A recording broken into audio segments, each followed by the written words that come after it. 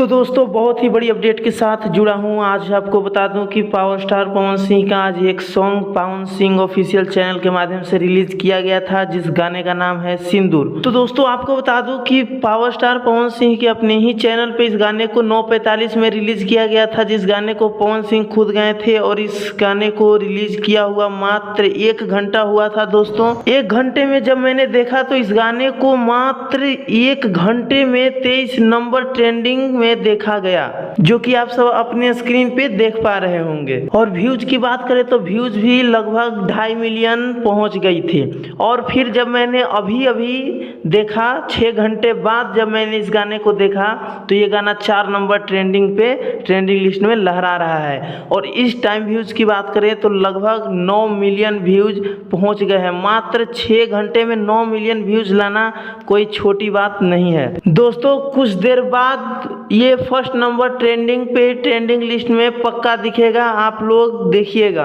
आप लोग इस पे क्या राय देना चाहते हैं, अपना राय कमेंट बॉक्स में अवश्य दें और वीडियो को शेयर कर दें, लाइक कर दें और चैनल को सब्सक्राइब कर दें कि अगली वीडियो आपसे छूटे ना।